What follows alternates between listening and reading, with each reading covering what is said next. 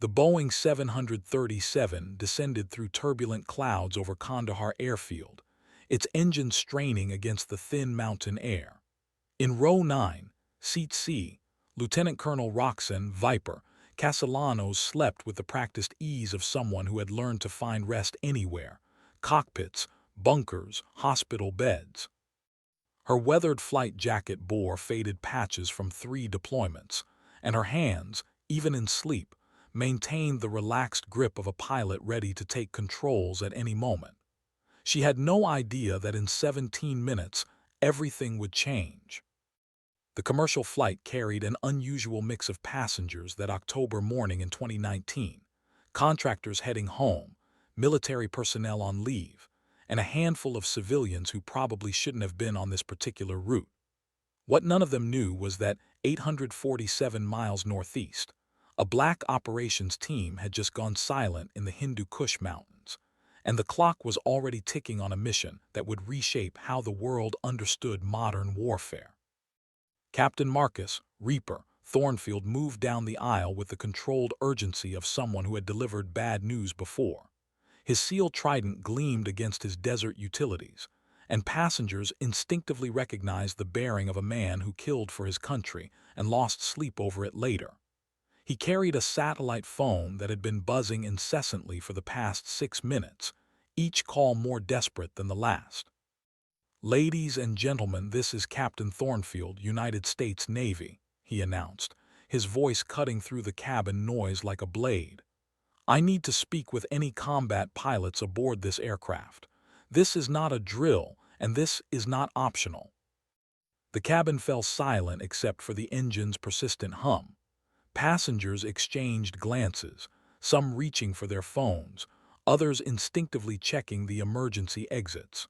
Thornfield's eyes swept the cabin methodically, cataloging faces, looking for something he couldn't quite define but would know when he saw it. In Row 9, Viper's eyes opened. Not the slow flutter of someone waking naturally, but the instant transition from sleep to full alertness that marked combat veterans.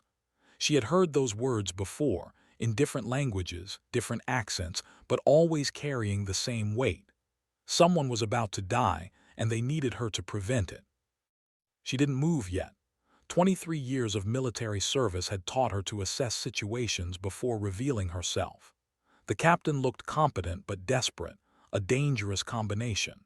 His hands showed recent cuts, his boots carried dust that didn't match Afghanistan's signature ochre.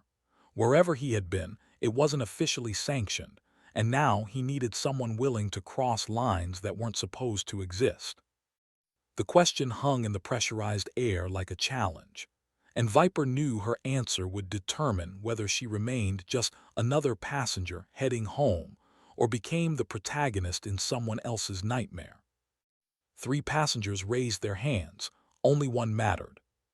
The woman in Row 9 straightened in her seat, and Captain Thornfield saw something in her eyes that made him forget about the other volunteers. She looked like someone who had stared into the abyss and convinced it to blink first. "Ma'am, what's your qualification?" Thornfield asked, already walking toward her. "Lieutenant Colonel Roxanne Castellanos, Call Sign Viper. Thunderbolt, 127 combat missions, 3 Purple Hearts." Her voice carried the flat confidence of someone reciting grocery lists instead of a resume written in blood and aviation fuel. "What do you need, Captain?" Thornfield's expression shifted from desperation to something approaching hope. "Colonel, we have a team 27 hours overdue in the Wacken corridor. Weather's closed, satellites dark, and every bird in theater is either grounded or committed elsewhere. I need someone who can fly through hell and bring my people home." Around them, passengers pretended not to listen while hanging on every word. The flight attendants had stopped their routine, sensing that whatever was happening transcended normal protocols. Outside the windows, the Afghan landscape rolled past, a patchwork of ancient trades routes and modern graveyards, where empires came to learn humility. Viper studied Thornfield's face, reading the subtext beneath his words. The Wacken corridor wasn't just remote, it was where special operations went to disappear, Weather didn't just close in October unless something catastrophic was happening. And if every aircraft in theater was unavailable, it meant someone very important had decided this mission didn't officially exist. "What kind of aircraft are we talking about, Captain?" she asked, though she suspected she already knew the answer. "Whatever we can acquire, Colonel, officially or otherwise." The euphemism hung between them like a confession. This wasn't a rescue mission. It was a theft, a conspiracy, a desperate gamble by people who had exhausted legitimate options. Thornfield needed someone willing to steal military aircraft to save lives that weren't supposed to be at risk. Viper had built her career on impossible missions and uncomfortable choices. She had flown support for operations that didn't exist, delivered ordnance to coordinates that weren't on any map, and brought home soldiers whose names would never appear in casualty reports. The military had a term for people like her: necessary complications. "How many souls, Captain?" "6 confirmed, possibly 8. The math was simple and brutal. 8 lives against her career, her pension, her freedom. 8 strangers against everything she had built over 2 decades of service. The equation should have been impossible to solve, but Viper had learned that the hardest choices were often the clearest ones. She unbuckled her seatbelt. The C-130 Hercules that waited at Bagram Airfield had been temporarily reassigned from its scheduled cargo run, though the paperwork would later show a series of coincidental maintenance delays and communication failures. Technical Sergeant Maria Santos, the loadmaster, asked no questions when Thornfield and Viper arrived with duffel bags that clinked with unauthorized equipment and eyes that promised consequences for curiosity. "Birds configured for heavy drop, ma'am," Santos reported to Viper, who had somehow acquired temporary command authority through a chain of creative interpretations and convenient oversights. "She's not pretty, but she's honest." The Hercules squatted on the tarmac like a metal rhinoceros, its 4 turboprop engines already spinning in preparation for departure. Its olive drab paint scheme bore the scars of countless missions: bullet holes carefully patched, stress fractures painted over, and a nose art collection that would make a museum curator weep. This wasn't a precision instrument. It was a hammer built to fly. Viper ran her hands along the aircraft's skin, feeling for the subtle vibrations that would tell her its secrets. Every airframe had a personality, and this one hummed with barely contained violence. The engines sounded healthy but hungry. The control surfaces moved with the loose precision of something that had been rebuilt too many times to remember its original specifications. "What's our load?" she asked Santos. "Standard humanitarian kit officially. Medical supplies, MREs, water purification tablets. Unofficially." Santos gestured toward crates marked with symbols that didn't appear in any field manual. "Enough firepower to level a small city, plus extraction gear for a hot LZ." The contradiction didn't surprise Viper. Modern warfare had become an exercise in plausible deniability, where humanitarian missions carried weapons and combat operations masqueraded as peacekeeping. The art lay in maintaining the fiction long enough to accomplish the objective. Thornfield emerged from a heated phone conversation, his expression grim. "Colonel, we've got a window. Weather's lifting for maybe 6 hours, but intel suggests we might have company." "What kind of company, Captain?" "The kind that doesn't wear uniforms and doesn't take prisoners." Viper nodded, understanding perfectly. The Hindu Kush had become a crossroads for every shadowy organization with an agenda and access to military-grade hardware. Russian mercenaries, Chinese intelligence operatives, Iranian special forces, and a dozen other actors who officially didn't exist all operated in the mountain valleys where 3 empires met and none claimed sovereignty. Santos began her pre-flight checklist with the methodical precision of someone who had performed it hundreds of times under worse conditions. Fuel's topped, oxygen's green, defensive systems are, well, let's call them adequate and leave it at that. The Hercules lurched into motion with all the grace of a freight train, taxiing toward a runway that stretched into the distance like a concrete river. Viper strapped herself into the pilot's seat, her hands finding the controls with muscle memory that transcended conscious thought. The instrument panel glowed with dozens of indicators, each one telling a story about the aircraft's health, attitude, and readiness for violence. Tower, this is Shepard 77 requesting immediate departure on heading 045, Viper radioed, using a call sign that would disappear from all records within 24 hours. Shepard 77, you are cleared for takeoff. Godspeed. The runway rushed past in a blur of concrete and painted lines, and then they were airborne, climbing into air so thin it felt like flying through water. Below them, Afghanistan spread out like a relief map painted in browns and grays, punctuated by the occasional green thread of a river or the geometric patterns of ancient irrigation systems. But ahead lay the mountains, where the sky met the earth in jagged teeth that had chewed up empires and spit out their bones. Somewhere in that wilderness, 6 soldiers waited for rescue that might never come, while their rescuers flew toward a horizon that promised only uncertainty and the kind of choices that haunted dreams. Viper pushed the throttles forward and climbed toward the storm. The Hindu Kush mountains rose from the earth like the spine of some prehistoric monster, their peaks disappearing into clouds that carried the promise of violence. At 15,000 feet, the C-130 bucked and shuddered through turbulence that would have grounded commercial traffic, but Viper held their heading with the steady hand of someone who had learned to trust aircraft more than weather reports. "Colonel, we're approaching the last known coordinates," Thornfield called from behind her, his voice tight with the controlled tension of a man watching his friends disappear from history. The radio had been silent for 38 hours now, long past the point where silence meant anything other than tragedy. Through the windscreen, the landscape below looked like God had taken a hammer to the world. Valleys carved by glaciers millions of years, dead twisted between peaks that scraped the sky, and somewhere in that maze of stone and shadow, 8 soldiers had learned that modern technology meant nothing when the mountains decided to keep their secrets. "Santos, what's our ordnance package looking like?"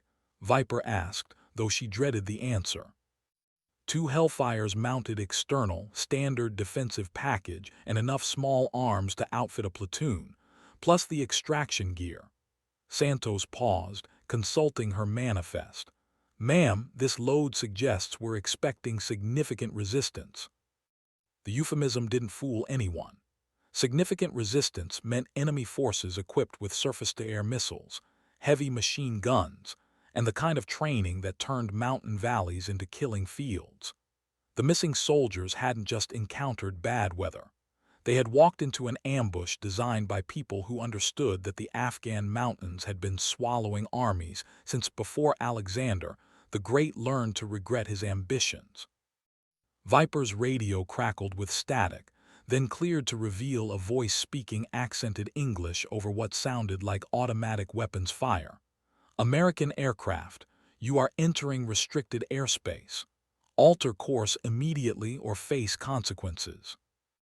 The transmission cut off, leaving only the sound of engines and wind. Viper looked at Thornfield, who was already checking his weapon, and saw the same calculation in his eyes that she was making. Someone down there had military-grade communications equipment and the confidence to threaten American aircraft in international airspace. This wasn't random insurgent activity. It was a prepared operation run by professionals. "Colonel, your call," Thornfield said, though they both knew there was no real choice. 6 soldiers were still alive somewhere below, and turning back would mean abandoning them to whatever had already killed 2 of their teammates.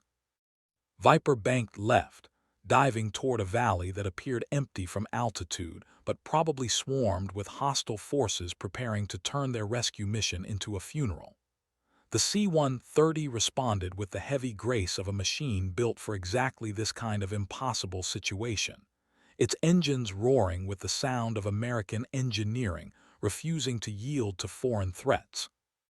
At 8,000 feet, the first missile streaked past their starboard wing, close enough that Viper could see the contrail it left in the thin mountain air. Santos deployed chaff and flares automatically, turning their aircraft into a fireworks display that painted the sky in silver and gold, while they dove toward terrain that promised either salvation or spectacular destruction. "There," Thornfield shouted, pointing toward a rocky outcropping where orange smoke drifted upward like a prayer. "Survivor marker, 11 o'clock." Viper saw it too, the desperate signal that meant Americans were still alive and fighting, still believing that someone would come for them even when logic suggested otherwise. She pushed the C-130 into a descent that would have made test pilots nervous, dropping toward an improvised landing zone that looked more like a suggestion than a runway. The first impact threw everyone against their restraints as the Hercules bounced off rocks that hadn't been designed for aircraft operations.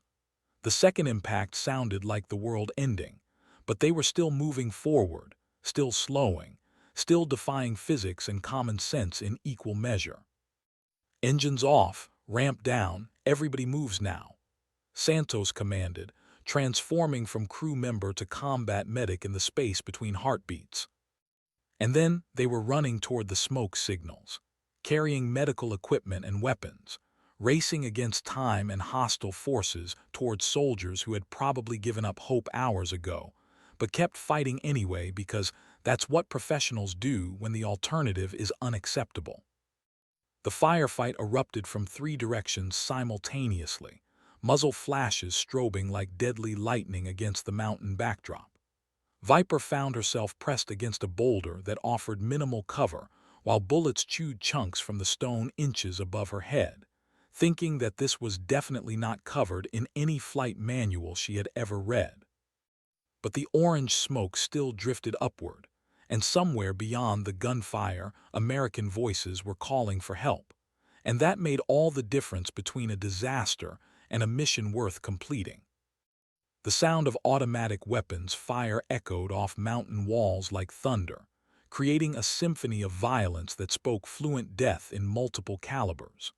Viper pressed herself against granite that had witnessed 1,000 years of warfare and tried to process tactical information through the adrenaline fog that made everything simultaneously crystal clear and utterly surreal. "Contact left, 200 meters." Thornfield's voice cut through the chaos as he returned fire with the methodical precision of a professional who had done this before in places that didn't officially exist.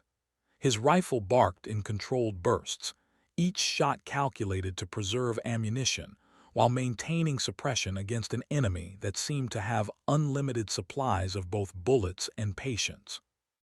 Santos had reached the casualty collection point, where 4 soldiers lay in various states of damage behind an improvised fighting position built from aircraft wreckage and prayer. The largest of them, a sergeant whose name tape read Morrison, was conscious enough to provide tactical updates between morphine-induced clarity breaks. "Ma'am, we've got at least 30 hostiles in defensive positions, probably more," Morrison reported to Viper when she low-crawled to his position. His left leg was splinted with aircraft aluminum and field expedient medicine, but his eyes remained focused with the intensity of someone who refused to surrender tactical awareness to mere physical trauma. "They knew we were coming. This was planned." The implications hit Viper like a physical blow. Modern insurgents didn't establish complex ambushes in remote mountain valleys unless they had intelligence, support, and objectives that extended beyond random violence. Someone had fed them information about the original mission, and now that same someone was trying to clean up loose ends by eliminating witnesses. "How many mobile?" Viper asked, already calculating load distributions and aircraft performance with partial casualties. 3 walking wounded, 1 stretcher case.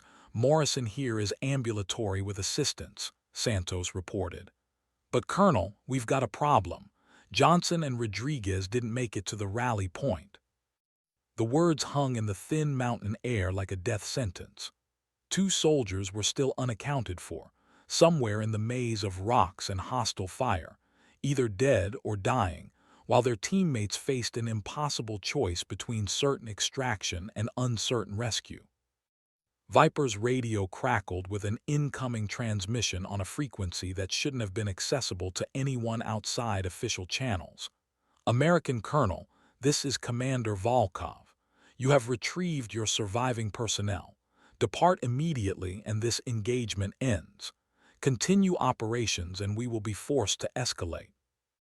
The voice carried the flat competence of someone accustomed to giving orders that people followed or died, and the casual mention of escalation suggested resources that went far beyond what 30 infantry could provide.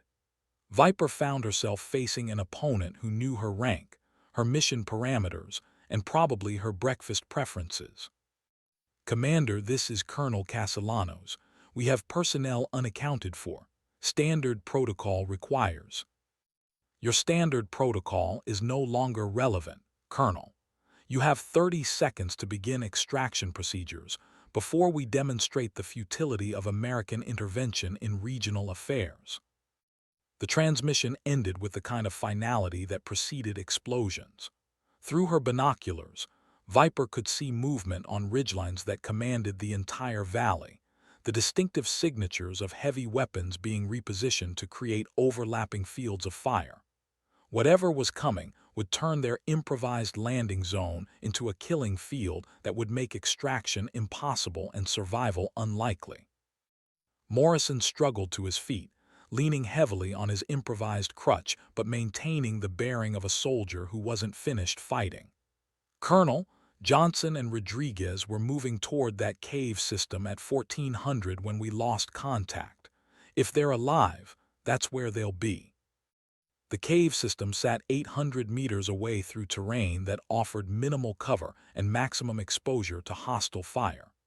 Reaching it would require crossing ground that was almost certainly pre-targeted by mortars, and extracting casualties from underground positions would consume time they didn't have while facing opposition that seemed to anticipate their every move.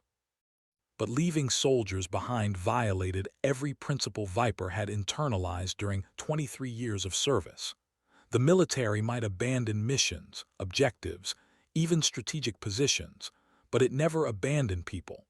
That commitment was what separated professional armies from armed mobs, and it was worth dying for even when dying seemed like the most probable outcome. She checked her watch.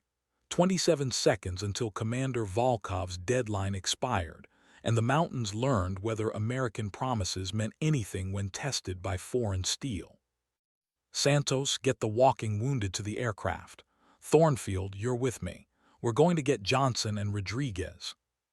Colonel, that's suicide, Morrison protested, though his tone carried respect rather than criticism. Sergeant, suicide would be leaving without trying. The first mortar rounds began falling before they reached the halfway point, each explosion sending granite shrapnel screaming through air that suddenly seemed too thin to breathe. Viper ran from cover to cover with the desperate efficiency of someone who had learned that heroism was just stupidity with better public relations, but that some kinds of stupidity were worth dying for. Behind them, the C-130 engines were spinning up for immediate departure, and ahead lay a cave system that might contain American soldiers or might contain nothing but shadows and regret. The mountains watched impassively, having seen this particular drama played out countless times over the centuries, with different actors but identical stakes. The cave entrance yawned like a mouth waiting to swallow heroes and spit out cautionary tales, while somewhere in the darkness beyond, two soldiers waited for rescue that was still possible, but becoming less probable with each passing second. Time was running out, and the mountains were keeping score. The cave system extended into the mountain's heart like a network of frozen screams, each passage carved by water that had found patience more effective than force. Viper's tactical flashlight cut through darkness that seemed to absorb light rather than reveal what lay hidden in the stone corridors that branched and twisted beyond the reach of satellite surveillance or common sense. Johnson, Rodriguez, sound off. Thornfield's voice echoed off cave walls that had probably heard similar calls in Russian, British, and a dozen other languages over the past century and a half. The Hindu Kush had become a graveyard for empires because it specialized in swallowing soldiers who ventured too far from their support networks. A weak voice answered from somewhere deeper in the cave system. "Here, we're here. Rodriguez is hit bad." The words carried hope and desperation in equal measure, confirming that 2 American soldiers were still alive, but providing no information about their condition, their exact location, or whether they could be moved without specialized medical equipment.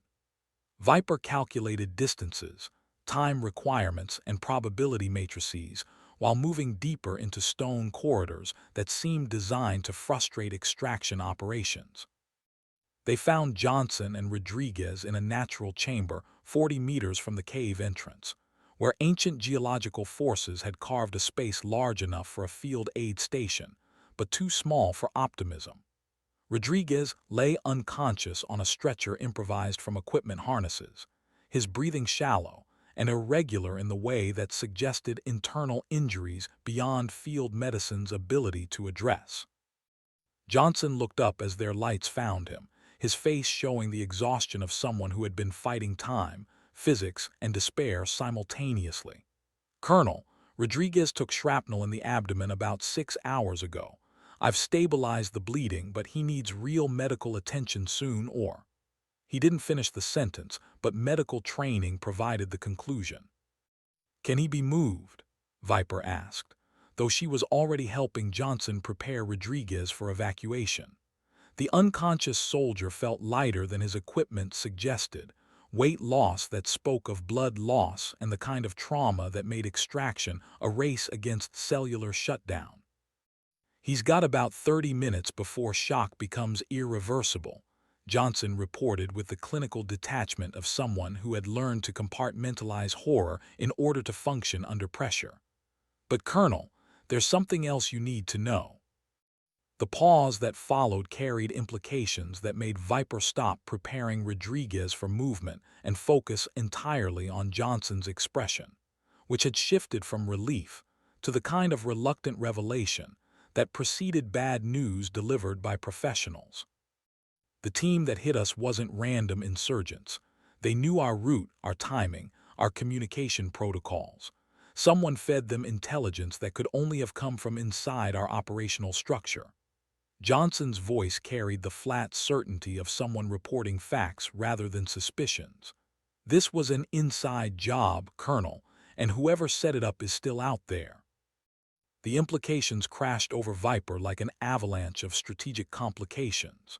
If Johnson was correct, their rescue mission had been compromised from the beginning, which meant someone with access to classified information had decided that 8 soldiers were acceptable losses in whatever larger game was being played in the mountains, where 3 empires met but none claimed responsibility. Outside the cave, automatic weapons fire was increasing in intensity, suggesting that Commander Volkov's forces were either preparing for assault or responding to reinforcements that hadn't appeared on anyone's tactical display. The sound of helicopter rotors echoed off cave walls, growing louder with each passing second. "Colonel, we need to move now," Thornfield said, checking his watch against tactical requirements that were becoming more impossible by the minute. "Those birds sound like hinds, which means we're about to face air support that can turn this entire mountain into rubble." Viper helped Johnson lift Rodriguez, whose unconscious weight felt like carrying responsibility for decisions that other people had made in conference rooms thousands of miles away. Military operations always came down to individual moments when abstract strategy became personal responsibility. And this was one of those moments when the difference between success and failure could be measured in seconds and inches.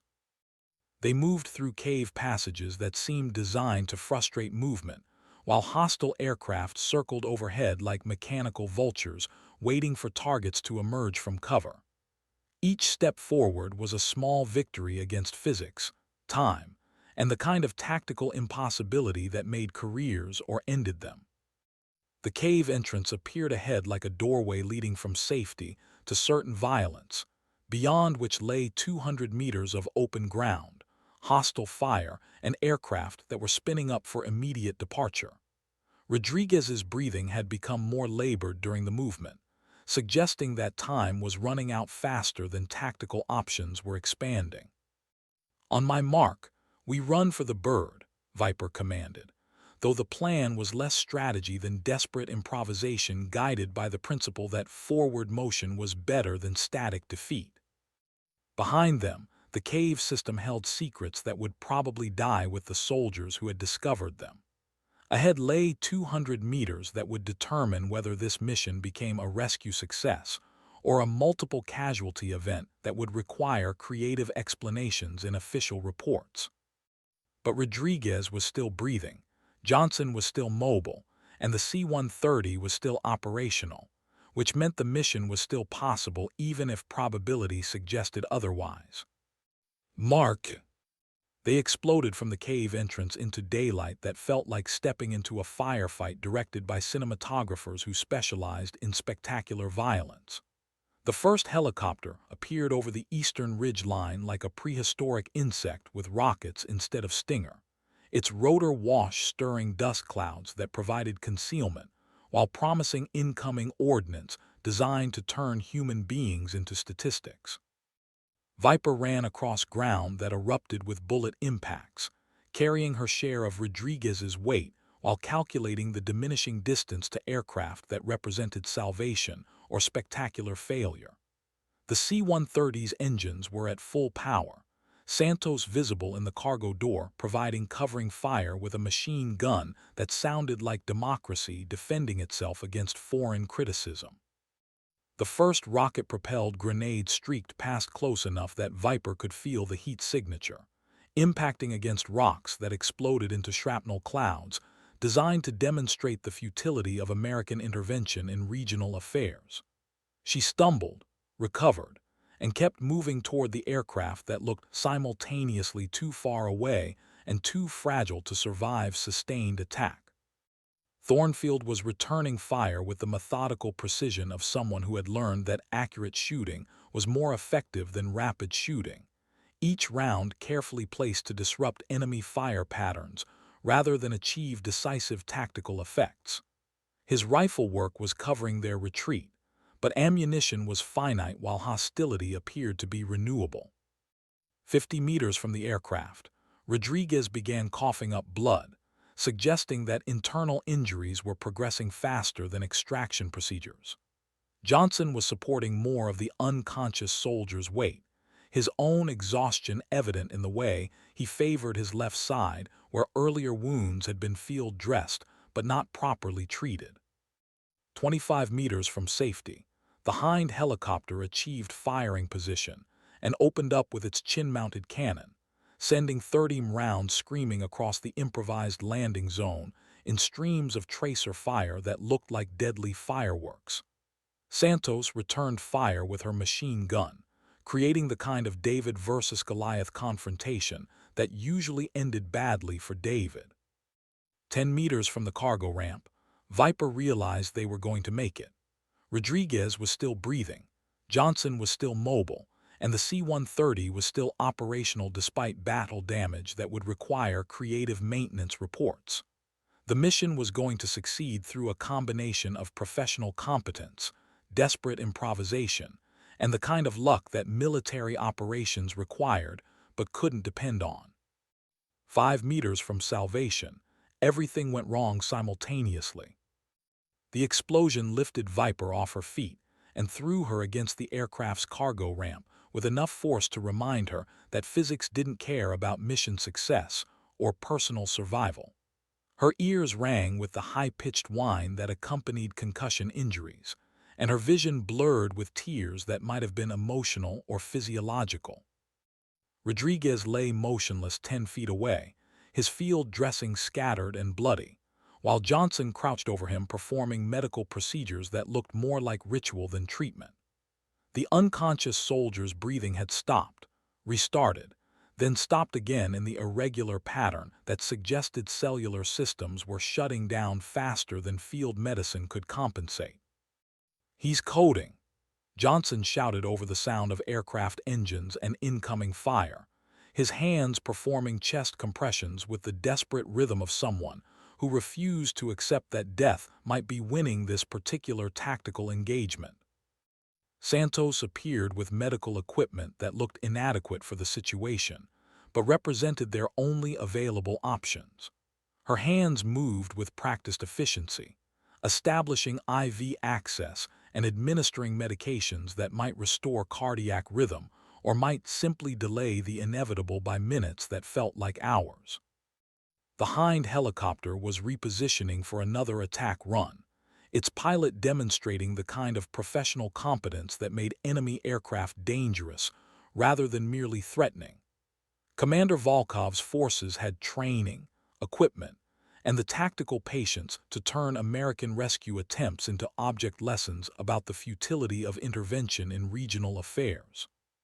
"Colonel, we need to lift off now or we're all dead," the C-130's pilot reported over radio communications that carried the urgency of someone who had calculated fuel consumption against hostile fire and reached unpleasant conclusions.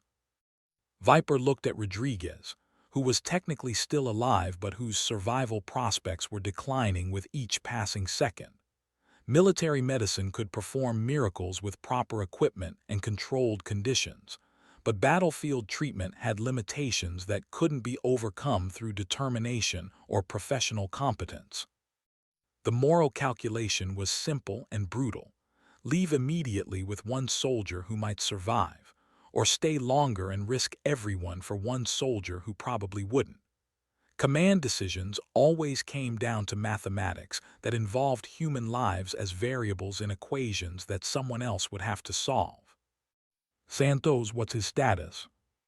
"Weak pulse, blood pressure dropping, internal bleeding that's not responding to pressure.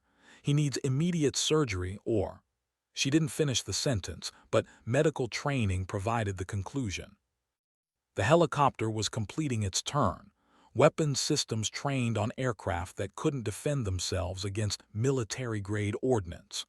Commander Volkov had demonstrated tactical patience, but patience had limits when measured against strategic objectives that required eliminating witnesses.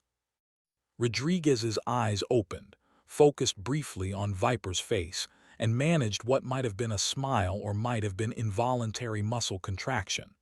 His lips moved without sound, but the message was clear enough: complete the mission. Then his eyes closed, and the cardiac monitor flatlined with the electronic sound that meant another American soldier had paid the ultimate price for decisions that other people had made in conference rooms, where the consequences were measured in acceptable losses rather than individual lives. "Colonel, I'm sorry," Johnson said, though his tone carried professional acceptance rather than emotional breakdown. Combat soldiers learned early that grief was a luxury that had to be scheduled around tactical requirements. Viper stood up, checked her weapon, and walked toward the aircraft's cockpit with the steady gait of someone who had learned that moving forward was the only acceptable response to loss.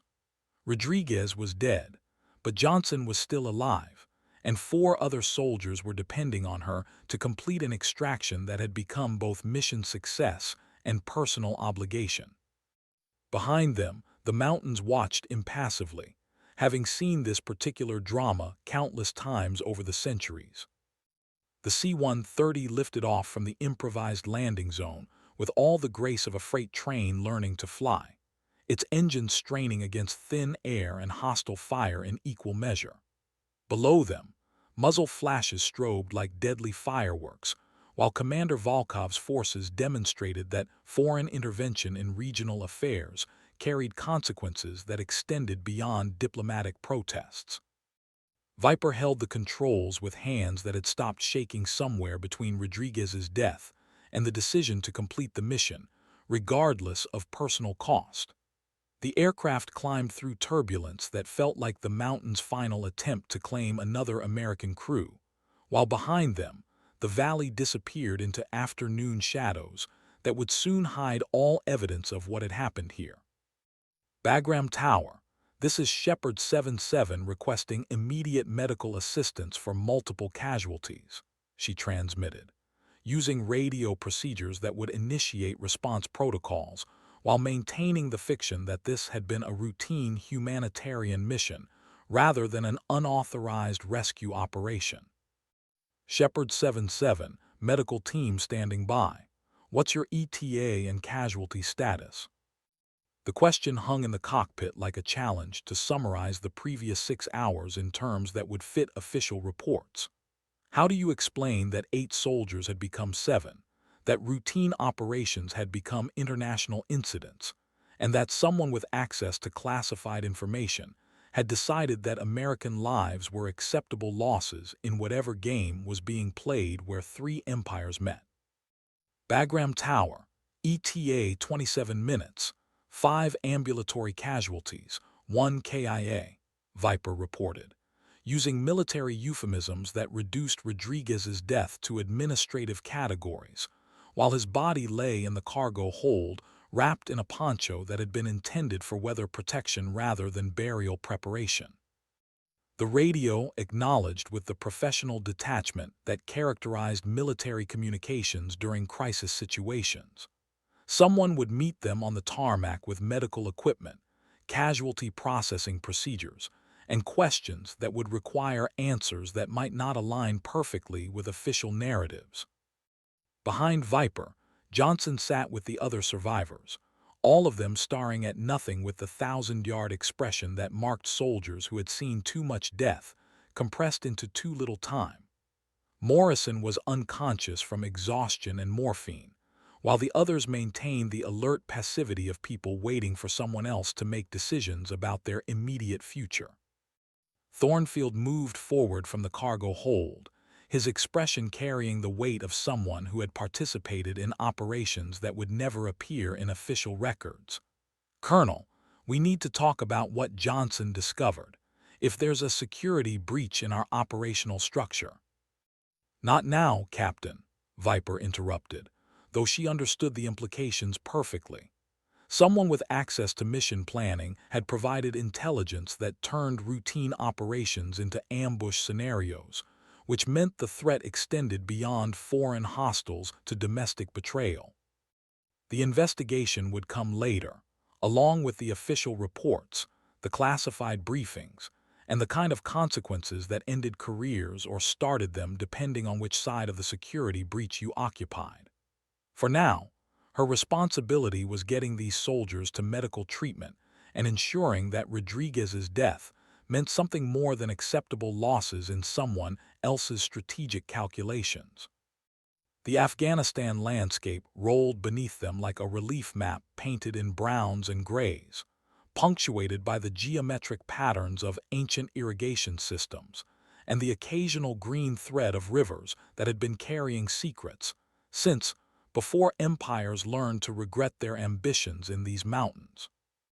Somewhere below, Commander Volkov was probably filing reports that would describe successful defense against American aggression, while above them, satellite surveillance was recording everything for intelligence analysts who would spend weeks determining what had really happened. "Colonel," Santos appeared beside her, medical equipment still in her hands, "I need to ask about Rodriguez, his personal effects, next of kin notification, the whole protocol." The protocol was designed to process death with bureaucratic efficiency, transforming individual tragedy into administrative procedures that could be handled by people who hadn't been there when he died. Someone would knock on a door in hometown America and deliver news that would destroy a family, while official reports would describe his death as occurring during routine operations rather than unauthorized rescue missions. "Handle it according to regulation, Sergeant. Full honors, complete transparency with the family about his courage and professionalism." Viper paused, choosing words that would honor Rodriguez's sacrifice while acknowledging the complexity of explaining how he had died. He died doing his job, protecting his teammates, serving his country. That's all they need to know. Bagram Airfield appeared ahead like a concrete oasis in the desert, its runways stretching toward hangars that housed aircraft worth more than most countries' annual budgets.